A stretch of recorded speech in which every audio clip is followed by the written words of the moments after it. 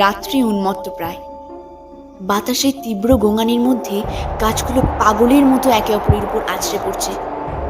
পর্বতের ওপারে মুহুর্মুহু বজ্রপাতের ঝলকানি। আমার সামনে পথ রোধ করে দাঁড়িয়ে শুধু একাকিত্ব, নিঃসঙ্গ হৃদয়। এই নিঃসঙ্গ জীবনে অপর কোনো অংশীদার নেই। গভীর অরণ্যের মধ্যে দিয়ে হাতড়ে হাতড়ে পথ চলছিলাম। মনের গভীরে তখন খুঁজে চলেছি পাহাড়ি রাস্তা, চেনা পাহাড় কিংবা কোনো প্রাচীন দেবদারু গাছ। ঠিক তক্ষুনি আকাশ চিরে নীলচে আলোর বিদ্যুতের চমক, আর সঙ্গে সঙ্গে পলকের জন্য দেখলাম আমার সামনে বিস্তীর্ণ রুক্ষ পাহাড়ের গায়ে কুয়াশায় মোড়া ছোট্ট একটা বাড়ি। হিল স্টেশন যেখানে প্রায় শেষ হয়ে এসেছে, সে প্রান্তেই রয়েছে চুনাপাথরের তৈরি একটি পুরনো দিনের বাড়ি। জানালায় কোনো আলোর চিহ্ন দেখা যাচ্ছে না, হয়তোবা বহুকাল আগেই বিদ্যুৎ সংযোগ কেটে গিয়েছে। কিন্তু একবার যদি সে বাড়িতে ঢুকতে পারি, তবে বাকি রাতটা নিশ্চিন্তি। আমার কাছে কোনো টর্চও নেই, কিন্তু মাঝে মাঝেই উন্মত্ত মেঘ ছিঁড়ে চাঁদের আলো ছড়িয়ে পড়ছিল, আর ঘন কুয়াশার মধ্যে থেকে গাছগুলোকে দেখে মনে হচ্ছিল যেন একটা আদিম দৈত্য। বাড়িটার সদর দরজায় সামনে গেলাম, কিন্তু মনে হচ্ছে সেটা ভেতর থেকে বন্ধ। তবে কি উপায়? এবার ঘুরে অন্য দিকটায় গেলাম, জানালার শার্সিটা নাগালে পেয়ে ভেঙে ফেললাম। তারপর সেই ভাঙা অংশটার মধ্যে দিয়ে হাত ঢুকিয়ে ছিটকিনিটা খোলার চেষ্টা করতে লাগলাম। বোধ হয় প্রায় 100 বর্ষা পার হয়ে গেছে এই জানলায় কেউ হাত দেয়নি, তাই প্রথমে শক্ত প্রতিরোধের মুখে পড়লাম। শেষমেশ আমার শক্তির কাছে হার মানতে সে বাধ্য হলো। তখন কোনো মতে ঢুকে পড়লাম বহুকাল ধরে বন্ধ পড়ে থাকা ঘরের ভ্যাপসা গন্ধের মধ্যে, আর আমার সঙ্গে সঙ্গেই ঢুকে পড়ল বাইরের দমকা ঝোড়ো হাওয়া। টেবিলের ওপর পড়ে থাকা কাগজপত্র উড়ে চারিদিকে ছড়িয়ে গেল নিমেষে। কিছু একটা ছিল টেবিলে, সেটাও মাটিতে পড়ে গেল হাওয়ার ধাক্কায়। জানালাটা বন্ধ করে ছিটকিনি তুলে দিলাম আবার। ও ভাঙা শার্সির মধ্যে দিয়ে গুড়ি মেরে ঢুকছে কুয়াশা। হাওয়ায় তাতে খটখট করে এমন আওয়াজ উঠছে, মনে হচ্ছে স্প্যানিশ ক্যাস্টানেট বাজাচ্ছে কেউ। পকেটে একটা দেশলাই বাক্স ছিল। বার তিনেক বারুদে ঘষার পর কাঠি জ্বলে উঠল। দেশলাইয়ের আলোয় টের পেলাম যে ঘরটায় দাঁড়িয়ে আছি তা নানা রকম আসবাবপত্রে ভর্তি। দেওয়াল জুড়ে বড় বড় মাঝারি আকারের সব পেন্টিং, ফায়ার প্লেসের উপরের তাকে রাখা একটা ফুলদানি, আর তার পাশেই একটা মোমদানি। সবই ঠিক ছিল, কিন্তু মনের মধ্যে কিছু একটা অস্বাভাবিক অনুভূতি হচ্ছিল।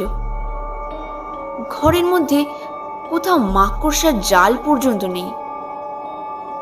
বাইরে থেকে বাড়িটা অবহেলিত, ক্ষয়প্রাপ্ত মনে হলেও ঘরের ভেতরটা দেখলে মনে হয় কেউ যেন পরম যত্নে সাজিয়ে রেখেছে। তবে আরো কিছু দেখবার আগেই দেশলাই কাঠিটা সম্পূর্ণ জ্বলে দপ করে নিভে গেল। এরপর আরেকটা দেশলাই কাঠি জ্বালিয়ে এগিয়ে গেলাম মোমদানিটার দিকে।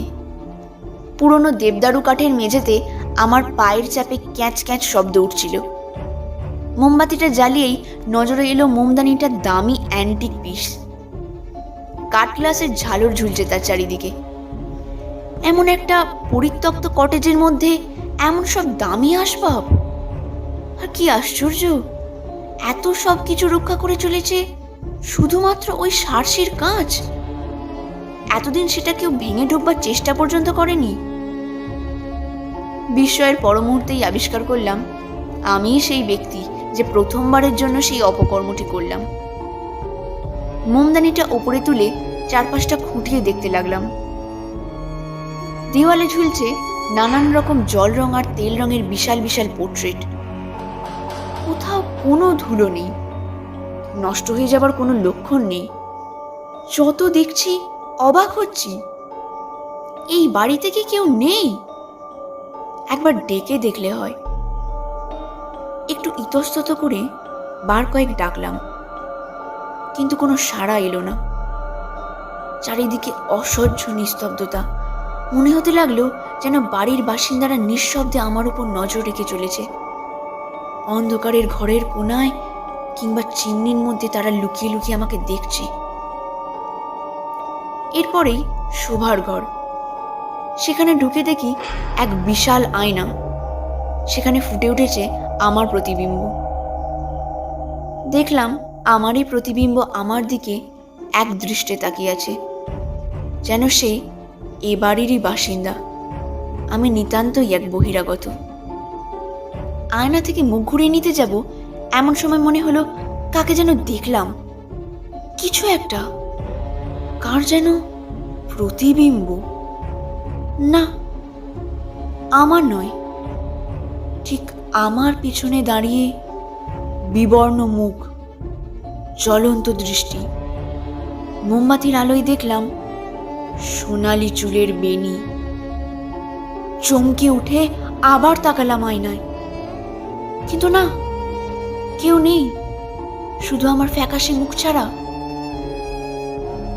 এতক্ষণে টের পেলাম আমার পায়ের মোজা জুতো ভিজে সপ করছে। মোমবাতিটা নামিয়ে রাখলাম খাটের পাশের টেবিলে। খাটটা আয়তনে বেশ বড়, চারদিকে 4টে ডান্ডাওয়ালা। ভিজে জুতো মোজা খুলে রাখলাম, এরপর জামা প্যান্ট সব খুলে চেয়ারে ঝুলিয়ে রাখলাম। অন্ধকারে দাঁড়িয়ে আছি, গায়ে সুতোটিও নেই, একটু একটু শীত করছে। ঘরে কেউ নেই, তবু কেমন যেন অস্বস্তি হচ্ছে। মনে হচ্ছে এক ঘর কৌতূহলী চোখ আমার দিকে তাকিয়ে আছে নিঃসারে। খাটে উঠে চাদরের মধ্যে ঢুকে শুয়ে পড়লাম। ইউক্যালিপটাস আর ল্যাভেন্ডারের মৃদু সুবাস ছড়িয়ে পড়েছে সারা বিছানায়। বালিশ হাতড়াতে গিয়ে পেলাম না। অদ্ভুত তো, এত সুন্দর করে সাজানো বিছানা অথচ কোনো বালিশ নেই। কিন্তু ততক্ষণে আমার সারা শরীরে ছড়িয়ে পড়েছে গভীর ক্লান্তি, তাই আর বালিশ খোঁজার প্রবৃত্তি হলো না। মোমবাতিটা ফুঁ দিয়ে নিভিয়ে দিলাম। মুহূর্তের মধ্যে চারপাশে নেমে এলো অতল অন্ধকার। আর তখনই শুনতে পেলাম অস্ফুট কিছু কণ্ঠস্বর। কেউ বা কারা ফিসফিস করছে চারপাশে আমার। চোখ বুঝতেই শুরু হয়েছে সেই ফিসফিস। কোথা থেকে শব্দ আসছে ঠাহর করতে পারলাম না।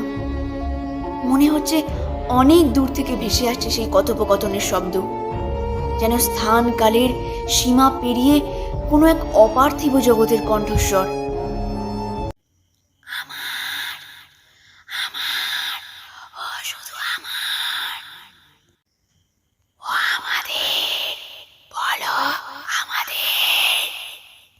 বাইরে বৃষ্টি আর ভিতরে অবিরাম চাপা ফিসফিসানি। দেওয়ালে ধাক্কা খেয়ে ফিরছে তার প্রতিধ্বনি। শব্দগুলো যেন ডানা ঝাপটানো বাদুড়ের মতো আমার চারপাশে পাক খাচ্ছে। নিতান্তই তুচ্ছ বিচ্ছিন্ন কিছু কথাবার্তা, কিন্তু তা শুনে এক অজানা আশঙ্কা মাথায় ঘুরপাক খেতে লাগলো। হিসেবটা গোলমেলে ঠেকছে। এত দেরি হচ্ছে কেন? রাতের খাবারের সময় যে পেরিয়ে যাচ্ছে। কুয়াশায় পথ হারিয়েছে। আচ্ছা, ওর কাছে কি টাকা পয়সা আছে? কচ্ছপ কিভাবে মারতে হয় জানো তো? আগে তার পাগুলো শক্ত করে দুটো লাঠির সঙ্গে বেঁধে ফেলতে হয়। তবে আমরা বরং ওকে খাটের সঙ্গে বেঁধে ফুটন্ত জল ঢেলে দিই ওর গলায়।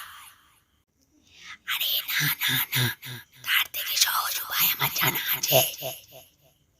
আমি ধরপড়িয়ে উঠে বসলাম। বেশিরভাগ কথাবার্তাই আসছে দূর থেকে। কারা বলছে বোঝা যাচ্ছে না, কিন্তু শেষের রক্ত জল করা কথাগুলো মনে হলো খুব কাছ থেকে কেউ বলে উঠল। আমি আবার মোমবাতিটা জ্বালালাম, আর তখনই সেই সব কণ্ঠস্বর মিলিয়ে গেল। বিছানা ছেড়ে উঠে সারা ঘর আঁতিপাতি করে খুঁজলাম, কিন্তু সেই শব্দের কোনো ব্যাখ্যা খুঁজে পেলাম না। আচমকা আয়নায় চোখ গেল। সঙ্গে সঙ্গে এক বীভৎস দৃশ্যে আমার দৃষ্টি যেন পাথর হয়ে গেল। দেখলাম আয়নায় আমার প্রতিচ্ছবির পেছনে আবারও সেই মেয়েটার প্রতিচ্ছবি, সেই সোনালি চুল, জ্বলন্ত চোখ, আর এই বেলা তার হাতে একটা বালিশ, ঠিক আমার পেছনেই দাঁড়িয়ে। এক লহমায় মনের মধ্যে ভেসে উঠল ছোটবেলায় শোনা একটি গল্প, দুই কুমারী বোনের গল্প। একজন খুব সুন্দরী, আর একজন সাদামাটা। তারা ধনী বয়স্ক পুরুষদের ভুলিয়ে প্রলোভন দেখিয়ে বাড়িতে এনে শ্বাসরোধ করে হত্যা করত। এমনভাবে পরিকল্পনা করে তারা খুনগুলো করত যাতে আপাত দৃষ্টিতে মনে হয় স্বাভাবিক মৃত্যু। এইভাবে বছরের পর বছর চলেছিল। এমনকি শেষে যে বোনটি বেঁচেছিল সে মৃত্যুকালীন জবানবন্দিতে সব কিছু স্বীকার করলেও কেউ তার কথায় বিশ্বাস করেনি। কিন্তু সে তো অনেক অনেক বছর আগের কথা, আর বাড়িটাও বহু বছর নিশ্চয়ই এভাবেই পড়ে আছে। আমি আয়না থেকে পেছন ঘুরে তাকালাম। কই, কেউ নেই তো সেখানে। এবার আয়নার দিকে দৃষ্টি নিক্ষেপ করে দেখলাম সেখানেও নেই মেয়েটির প্রতিবিম্ব। কি জানি, অবসন্ন মনে হয়তো বিভ্রম দেখা দিয়েছে। আমি আবার বিছানায় শুয়ে পড়লাম। মোমবাতিটা নিভিয়ে দিয়েছি। ক্লান্তিতে ঘুম আসছে, চোখের পাতা বুজে আসছে। একটু একটু করে ঘুমের দেশে তলিয়ে যেতে যেতে মনে হলো ছেঁড়া ছেঁড়া কিছু দৃশ্যপট ভেসে উঠল সামনে। আমি কি স্বপ্ন দেখছি নাকি জেগে আছি? সামনে যা ঘটছে তা সব সত্যি? যা দেখলাম তার বিভীষিকায় যেন সারা দেহ মনের চেতনা লুপ্ত হলো। দেখি সেই মেয়েটি, সেই আয়নায় দেখা মেয়েটি আমার বিছানার পাশে এসে দাঁড়িয়েছে। ঘন অন্ধকারের মধ্যে যেন তার চোখে লকলক করছে আগুনের শিখা। সে জ্বলন্ত চোখে দেখতে পাচ্ছি মানুষজনের যাতায়াত, দেখতে পাচ্ছি আমাকেও। এরপর সে ধীরে ধীরে আমার ঠোঁটের উপর ঝুঁকে পড়ল। আমার ঠোঁটে তার ঠোঁট ছোঁয়ালো। কি ঠান্ডা, কি রুক্ষ সে ঠোঁট! আমার সারা শরীরে কাঁপুনি ধরিয়ে দিল। এমন মুহূর্তে দেখলাম তার মুখ আমার চোখের সামনে থেকে মুছে যাচ্ছে। দেখতে দেখতে ঘন কালো অন্ধকারে মিলিয়ে গেল তার অবয়ব। পড়ে রইল শুধু বন্যিমান চোখ দুটো। মনে হচ্ছে কিছু যেন আমার উপর ক্রমশ চেপে বসছে। আকারহীন, ভারী, অথচ নরম। আমার মুখটা চেপে ধরেছে, মাথা নাড়াতে পারছি না, ছটফট করছি, আমার দম বন্ধ হয়ে আসছে। এমন সময় মরিয়া হয়ে আমি কোনো রকমে হাত বাড়িয়ে প্রাণপণে সেটাকে আঁকড়ে ধরলাম। এক রাশ বিস্ময়ে আবিষ্কার করলাম একটা বালিশ প্রায় শ্বাসরোধ করে আমার মুখের ওপর চাপা দেওয়া, ঠিক যখন দুঃস্বপ্নে ওই নিষ্প্রাণ ঠোঁট চেপে ধরেছিল আমায়। আমি সঙ্গে সঙ্গে ছুঁড়ে ফেলে দিলাম বালিশটাকে। বিছানার চাদর এক টানে টেনে ফেলে দিলাম দূরে। অনেক হয়েছে, অনেক হয়েছে, আর নয়। আর সহ্য করা যাচ্ছে না এই ভয়ঙ্কর ফিসফিসানি, অশরীরী প্রতিবিম্ব, অন্ধকারের শ্বাসরোধী বালিশ। আর নয়, আর নয়। এই বিভীষিকাময় যন্ত্রণাদায়ক বাড়ির থেকে বাইরের ভীষণ দুর্যোগ যে ঢের ভালো। তাড়াতাড়ি আমি জামা কাপড়, মোজা, জুতো সব পরে নিলাম। মোমবাতির আয়ু প্রায় ফুরিয়ে এসেছে। এ বাড়ি তার প্রতিটি কোণে যা আছে সব অন্য কোনো কালের অন্ধকার জগতের অংশ। কিন্তু আমায় তো আলোয় ফিরতে হবে। এবার মোমবাতিটা জ্বালিয়ে পালিয়ে আসার জন্য প্রস্তুত হলাম। প্রাচীনকালের অদ্ভুতরে ওই বিশাল আয়নাটার দিকে না তাকিয়ে খুব সাবধানে বেরিয়ে এলাম শোবার ঘর থেকে। সামনের ঘরের দিকে এগোতেই দেখলাম দেওয়ালে টাঙানো ছবিগুলো যেন একে একে জীবন্ত হয়ে উঠছে। হঠাৎ একটি ছবির দিকে চোখ পড়তেই আমার দৃষ্টি পাথর হয়ে গেল। একটু এগিয়ে গিয়ে মোমবাতির নিভে আসা আলোয় যা দেখলাম তা কি সত্যি নাকি আমার ভয়াচ্ছন্ন মনের ভ্রান্তি? এ যে ওই মেয়েটি যাকে এইমাত্র আমি দুঃস্বপ্নে দেখেছি, যার বিবর্ণ কিন্তু সুন্দর মুখ ভেসে উঠেছিল আয়নায়। সত্যিই আমি ফিরে গিয়েছিলাম সুদূর অতীতে, নাকি কোনো অজানা অতীত আমায় ভাসিয়ে নিয়ে গিয়েছিল তার কালো প্রবাহে। তড়িঘড়ি করে ঠিক যখনই বেরোতে যাব, তখনই মোমবাতিটা শেষবারের মতো দপ করে জ্বলে উঠে নিষ্প্রাণ হয়ে গেল একেবারে। সঙ্গে সঙ্গে ঘোর অন্ধকারে ডুবে গেল চারিদিক। তখনও এক মুহূর্তের জন্য থমকে দাঁড়ালাম। ভয় কাটিয়ে স্থির মস্তিষ্কে আমার জট পাকানো চিন্তা ভাবনাগুলো সাজিয়ে নিতে চাইলাম একে একে। ঠিক সেই সময় দরজায় করাঘাত। ঠক ঠক। কে কে ওখানে? আমি চিৎকার করে উঠলাম। কোনো উত্তর নেই, চুপচাপ। এবং আবারও সেই দরজা ধাক্কানো, কিন্তু এই বেলা শুনতে পেলাম ক্ষীণ কিন্তু কাতর স্বরে কেউ বলছে, আমায় ভেতরে আসতে দাও, দয়া করে আমায় ঢুকতে দাও। আমি এগিয়ে গিয়ে ছিটকিনিটা নামিয়ে দরজা খুলে দিলাম। দেখলাম বাইরে দাঁড়িয়ে, না, এবারে আর সেই বিবর্ণ সুন্দর মুখের মেয়েটি নয়, বরং উস্কো খুস্কো রোগাটে চেহারার কদাকার এক বৃদ্ধ মহিলা। ঠোঁট ফ্যাকাশে, রক্তশূন্য, নাকের ফুটো দুটি যেন জ্বলছে। কিন্তু চোখ চোখ দুটো কোথায় গেল মহিলার? চোখ নেই, চোখ নেই। ওহ, কি বিভৎস! আমাকে ধাক্কা মেরে হাওয়ার গতিতে সে ঢুকে পড়ল ঘরের ভেতর। আর ঠিক সেই মুহূর্তেই আমি ছিটকে বেরিয়ে এলাম ওই অভিশপ্ত বাড়ি থেকে।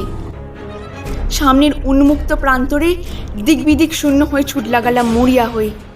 অঝোর বৃষ্টিধারা তখন ধুইয়ে দিচ্ছে আমার সারা শরীর। তবুও শান্তি। উন্মত্তের মতো ছুটতে ছুটতে একসময় হারিয়ে ফেললাম পথ। বর্ষণ সিক্ত অরণ্যের মধ্যে ঘন্টার পর ঘন্টা পথের সন্ধানেই কেটে গেল। বুঝতে পারছি এই ফাঁকে গা বেয়ে উঠছে জোকের দল। উঠুক উঠুক, তাও ভালো। এরপর এক সময় পূব আকাশে উষার আলো দেখা দিল। পাখিদের কিচিরমিচির আর ইতস্তত ছড়ানো মেঘ চিরে বেরিয়ে আসা সূর্যের আলো আমায় স্পর্শ করল। আমি আনন্দে বিহ্বল হয়ে চিৎকার করে উঠলাম, পেয়েছি, পেয়েছি, আমার পথ খুঁজে পেয়েছি। আর আজকে এই মুহূর্তে যদি আমায় কেউ জিজ্ঞাসা করে ওই পুরনো বাড়িটি আজও আছে কিনা, আমি বলতে পারবো না। কারণটা খুব সহজ, কেননা আর কোনো দিনও সেখানে ফিরে গিয়ে তা খোঁজার বিন্দুমাত্র ইচ্ছে আমার হয়নি।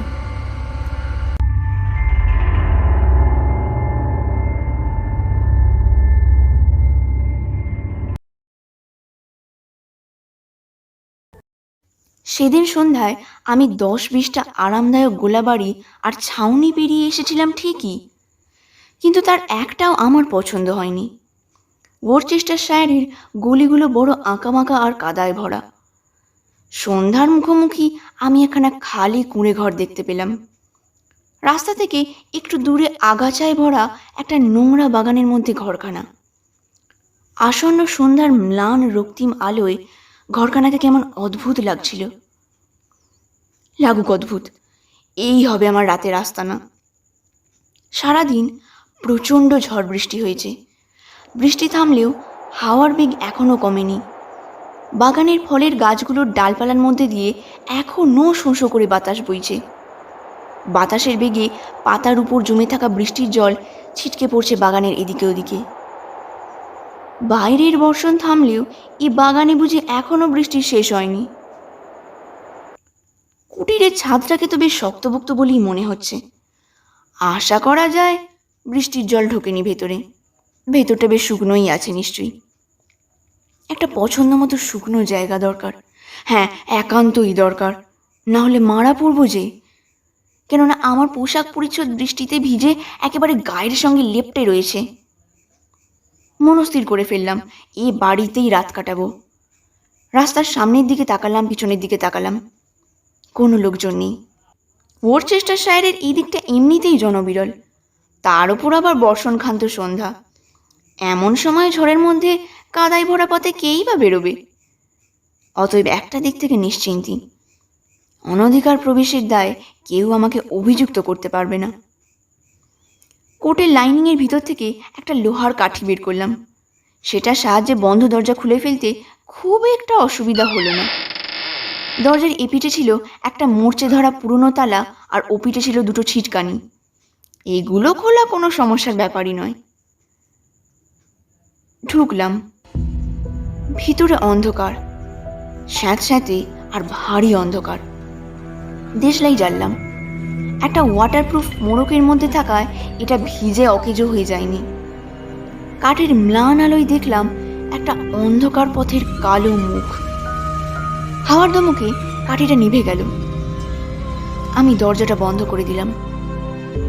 অবশ্য এতটা সতর্কতার কোনো প্রয়োজন ছিল না, কারণ লোকালয় থেকে দূরে নির্জন পথে আসন্ন রাত্রির ঘনায়মান অন্ধকারে আমার দেশলাই কাঠির অতি ক্ষীণ আলো আর কোনো পথিকের চোখে পড়ে তাকে কৌতূহলী করে তুলবে এমন আশঙ্কা করবার কোনো কারণ ছিল না। তবু কথায় বলে সাবধানের মার নেই। আর একটা কাঠি জ্বাললাম। তার আলোটুকু সম্বল করে এগোলাম অন্ধকার পথে। কাঠি নিভে গেল। জ্বাললাম আর একটা কাঠি। এমনি করে কাঠি জ্বালতে জ্বালতে এসে পড়লাম পথের শেষে। সেখানে ছোট একটা ঘর। ভাগ্যক্রমে সেই ঘরের দরজায় কোনো তালা টালা লাগানো নেই। ভেজানো দরজা খুলে ঘরে ঢুকলাম। এই ঘরের বাতাস অনেক পরিষ্কার, অনেক স্বাভাবিক। ঘরখানা যেন একটু ছিমছাম। একটা জানলা রয়েছে, কিন্তু সেটা বন্ধ। ঘরের এক কোণে একটা মরচে ধরা চুল্লি। বহুত আচ্ছা, ভাবলাম অন্ধকার রাতে কেউ ধোঁয়া দেখতে পাবে না, সুতরাং চুল্লিটা জ্বালানো যেতে পারে। ভিজে পোশাকটাকে আগুনে সেঁকে নেওয়া দরকার, কিন্তু জ্বালাবো কি দিয়ে? কাঠকুটো কোথায়? অসহায়ভাবে চারপাশে তাকালাম। দু এক টুকরো কাঠও কি পাওয়া যাবে না?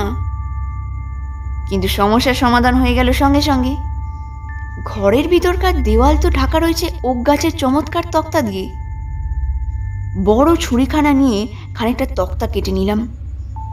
ঘরখানায় খুঁত হয়ে গেল, কিন্তু তাতে আমার কি? আমি তো এ বাড়ির মালিক নই, আমি তো মোটে এক রাতের বাসিন্দা।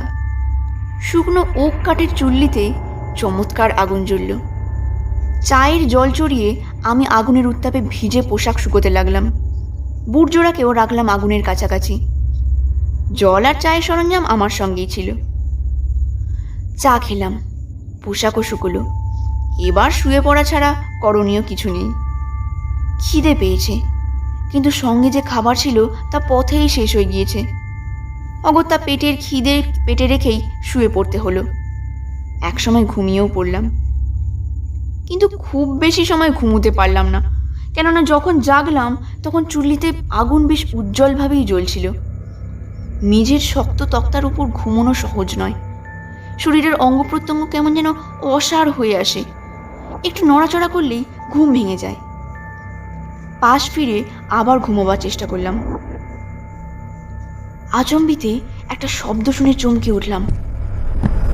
অন্ধকার পথটায় পায়ের শব্দ।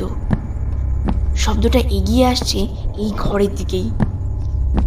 আগেই বলেছি, এই ঘরে একটি মাত্র জানলা, আর সেটাও বন্ধ। যে দরজা দিয়ে আমি এই ঘরে এসেছি সেটি ছাড়া আর কোনো দরজাও নেই। ঘরের মতো কোনো আলমারি বা কাবার্ডও নেই যেখানে লুকোনো যায়। বাড়ির মালিক আসছে মনে হয়। এখন আমি পালাই কি করে? আমি তো হাতে নাতে ধরা পড়ে যাব।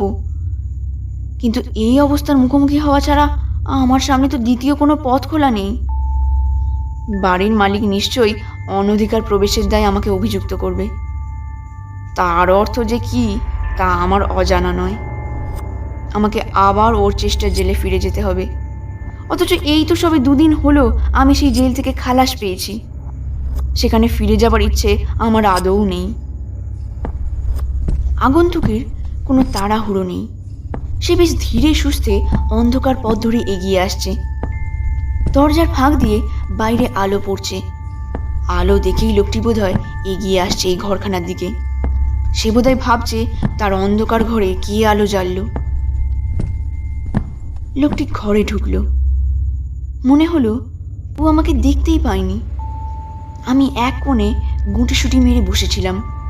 কোনো দিকে না তাকিয়ে লোকটি সোজা চলে গেল জ্বলন্ত চুল্লিটার কাছে। জলে ভেজা ঠান্ডা হাত দুখানা গরম করতে লাগলো আগুনের তাপে। সত্যি সাংঘাতিক ভিজেছে লোকটা। ওর সমস্ত শরীর থেকে ঝরঝর করে জল পড়ছে। স্বীকার করি, আজকে সারাদিন প্রচণ্ড ঝড় বৃষ্টি হয়েছে। সন্ধ্যার আগে একটু থেমে আবারও শুরু হয়েছে ঝড় বৃষ্টি। কিন্তু এরকম বৃষ্টি ঝরা রাতেও বা লোকে এরকম ভিজে যায় কি করে? লোকটার পোশাক পরিচ্ছদ পুরনো আর জীর্ণ। ওর সমস্ত শরীর থেকে জল ঝরে পড়ছে ঘরের মেঝেতে। লোকটার মাথায় টুপি নেই, চুল ভিজে সপসপে। চুল থেকে জল ঝরে পড়ছে চুল্লির জ্বলন্ত কাঠের উপর। একটা হিস হিস শব্দ হচ্ছে। সে শব্দের মধ্য দিয়ে ফুটে উঠছে যেন একটা অন্ধ আক্রোশ, একটা দুর্বোধ্য অসুয়া। বুঝলাম লোকটি মোটেই একজন আইন মেনে চলা সুনাগরিক নয়। ও আমার মতোই একজন ভবঘুরে, পথের ভদ্রলোক। সুতরাং একই পথের পথিক আমরা। একটু হেসে ওকে সম্ভাষণ করলাম। কি মশাই, আপনিও কি রাতের আশ্রয়ের খোঁজে? তাছাড়া কি, বাইরে ঝড় বৃষ্টি শুরু হয়েছে, শুনছেন ঝড়ের গর্জন? হ্যাঁ, তা তো শুনছি। সারা রাত বোধহয় এমনিই চলবে। উহ, কি জঘন্য আবহাওয়া! একেবারে ভিজে গিয়েছি। কি ঠান্ডা! সমস্ত শরীর যেন জমে বরফ হয়ে যাচ্ছে। আগন্তুক বলল। তারপর আগুনের আরও কাছে গিয়ে গুঁটিসুটি মেরে বসল।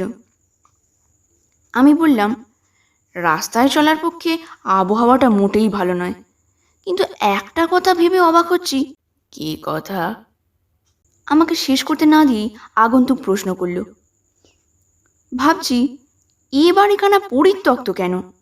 এখানে মাঝে মাঝে লোকজন তো আসতে পারে, কেননা পুরনো হলেও এ বাড়িখানা এখনো বাসের অযোগ্য হয়ে ওঠেনি। বাইরে ঝড়ের গর্জন বেড়ে গেল। খোলা দরজা দিয়ে দেখলাম আকাশের এই প্রান্ত থেকে আর এক প্রান্ত পর্যন্ত চিড়ে ফালা ফালা করে দিয়ে বিদ্যুৎ চমকে উঠল। বিদ্যুতের আলোয় দেখলাম বাগানের গাছপালা আর আগাছাগুলো ঝড়ের বেগে কিরকম অদ্ভুতভাবে আন্দোলিত হচ্ছে। কড়কড় করে বাজ ডাকল। সৃষ্টি যেন রসাতলে যেতে বসেছে। একটা সময় ছিল যখন এমন একখানা চমৎকার সুন্দর কুটির বা এরকম সুন্দর বাগান আর এ তল্লাটে ছিল না। আর এখন এখন কোনো লোক এখানে থাকে না। কোনো পথ ভোলা পথিক বা ভবঘুরেও রাত্রিবাস করে না এখানে। খসখসে গলায় আগন্তুক বলল। কিন্তু কেন? আমি প্রশ্ন করলাম। আমার কথার কোনো জবাব না দিয়ে আগন্তুক বলতে লাগলো, আর আজ আজ ভিখারিরা পর্যন্ত এ বাড়িতে রাত কাটায় না। যেসব পোড়ো বাড়িতে ভিখারিরা রাত কাটায়, সেখানে ছড়িয়ে ছিটিয়ে থাকে তাদের ছেঁড়া খোড়া পোশাকের টুকরো, খাবারের অবশেষ। এখানে কি সেরকম কিছু দেখতে পাচ্ছেন? না, কিন্তু বাড়িখানার এরকম হাল হলো কি করে? আমি আবার প্রশ্ন করলাম। হানা বাড়ি, বুঝলেন মশাই? এ বাড়ি হলো হানা বাড়ি। হানা বাড়ি? দীর্ঘ নিঃশ্বাস ত্যাগ করলো লোকটি। শ্বাস ফেলতেও যেন ওর কষ্ট হচ্ছে। আপনি দেখছি এ বাড়ি সম্বন্ধে অনেক খবর রাখেন। ব্যাপারটা জানা থাকলে খুলে বলুন না মশাই। ভূত? এ বাড়িতে নাকি ভূতের উপদ্রব? লোকটা এ বাড়িতেই থাকতো। সে এক মহা দুঃখের কাহিনী। সব কথা আপনাকে বলবার প্রয়োজন নেই। এটুকু বললেই যথেষ্ট হবে যে হতভাগ্য লোকটিকে শেষে মিলের পুকুরে ডুবে আত্মহত্যা করতে হলো। ওকে যখন পাড়ে তোলা হলো, তখন ওর মৃতদেহটা জলের ওপর ভাসছে। দেহটার ওপর অতি সূক্ষ্ম পাতলা ও পিছল মাটির একটা আস্তরণ পড়ে গিয়েছে। আঠালো মাটির গায়ে আটকে ছিল জলের পানা আর শ্যাওলা। মরবার পরও নাকি লোকটাকে দেখা গিয়েছে। গাঁয়ের অনেকেই দেখেছে তাকে। মৃত মানুষটা যেন ক্লান্ত পায়ে হেঁটে যাচ্ছে পুকুরের পাড় দিয়ে। ওকে বেশি দেখা গিয়েছে স্কুলের মোড়ে ছেলের জন্য অপেক্ষা করতে। ও বোধহয় ভুলেই গিয়েছে যে ছেলে বা ওর পরিবারের কেউ আর বেঁচে নেই। বসন্ত রোগে সবাই মারা গিয়েছে, আর এই জন্যই ও জলে ডুবে আত্মহত্যা করেছে। পরিবারের সবাই মারা যাবার পর লোকটা আর বাইরে বেরোতো না, বাড়ির মধ্যেই ক্রমাগত পায়চারি করত। মরার পরও তার পায়চারি বন্ধ হয়নি। এখনো নাকি তার অশান্ত আত্মা দেহ ধারণ করে ঘুরে বেড়ায় এই বাড়ির মধ্যে। লোকটা জলে ডুবে আত্মহত্যা করেছিল, এখন সে ঘুরে বেড়ায়, কেবলই ঘুরে বেড়ায়। হানা দেয় তার একদা বড় সাধের বাগান ঘেরা বাড়িতে। আগন্তুক আবার দীর্ঘ নিঃশ্বাস ত্যাগ করল। সে একটু নড়ে চড়ে বসতেই তার বুট জোড়ার মধ্যে জলের পঁচ পঁচ শব্দ শুনতে পেলাম। কিছুক্ষণ দুজনেই চুপচাপ। বাইরে ঝমঝম করে বৃষ্টি পড়ছে, শোনা যাচ্ছে ঝোড়ো হাওয়ার হুঙ্কার। হাজার হাজার অদৃশ্য ক্রুদ্ধ দানব যেন দারুণ আক্রোশে ঝাঁপিয়ে পড়ছে এই ছোট্ট কুটিরখানার ওপর। বাড়িখানাকে যেন ওরা উড়িয়ে নিয়ে যেতে চায় বহু দূরের দানব লোকের পথে। বিদ্যুৎ চমকাচ্ছে, আর সঙ্গে সঙ্গে শোনা যাচ্ছে বজ্রের ক্রুদ্ধ গর্জন। শেষ পর্যন্ত নীরবতা ভেঙে আমি বললাম, আমাদের কিন্তু কুসংস্কারাচ্ছন্ন হলে চলবে না। অলীক ভূতের ভয়ে আমরা যদি এবারের আশ্রয় ছেড়ে চলে যাই, তবে এই দুর্যোগের রাতে খোলা আকাশের নিচে জল কাদা পড়া রাস্তাতেই আমাদের রাত কাটাতে হবে। না না, এ বাড়ি ছেড়ে যাব কেন? ওসব ভুতুড়ে হানার গাল গল্প আমি বিশ্বাস করি না। হেসে বললাম, আমিও না। শুনি কম লোকে নাকি ভূত দেখে, আমি কিন্তু কোনোদিন ভূত দেখিনি। আগন্তুক তাকালো আমার দিকে। ও দৃষ্টি কি অদ্ভুত, কি বিষণ্ণ। মুহূর্তকাল চুপ করে থেকে সে বলল, দেখেননি? আপনার বোধহয় ধারণা ভবিষ্যতেও কোনোদিন ভূতের সঙ্গে আপনার মোলাকাত হবে না। ভালো ভালো। কোনো কোনো লোক তো সারা জীবনেও ভূতের দেখা পায় না। গরিব মানুষের বাড়িতে টাকা পয়সা না থাকাটাই একটা দারুণ কষ্টকর ব্যাপার। তার ওপর যদি আবার ভূতের ভয় দেখাতে শুরু করে, তবে তো চমৎকার। ভূত নয়, পুলিশের লোকেরাই আমার ঘুমকে অস্বস্তিকর করে তোলে। আমি বললাম, পুলিশ আর পরের ব্যাপারে অহেতুক নাক গলানো লোকদের জন্যে আজকাল রাতের বিশ্রাম পাওয়াটা খুব শক্ত হয়ে উঠেছে। লোকটির জীর্ণ পোশাক থেকে তখনও জল ঝরে পড়ছিল, ঘরের মেঝেটা ভেসে যাচ্ছিল সেই জলে। ওর গা থেকে কেমন স্যাঁতস্যাঁতে ভেজা ভেজা গন্ধ আসছিল। আরে মশাই, এতক্ষণ আগুনের পাশে বসে আছেন, এখনো আপনার পোশাক শুকালো না? গা আর মাথা থেকে তো দেখছি এখনো সমানে জল ঝরছে। শরীর শুকোতে আপনার আর কতখানি তাপ লাগবে? বেশ অবাক হয়ে আমি প্রশ্নটা করলাম। শুকোতে?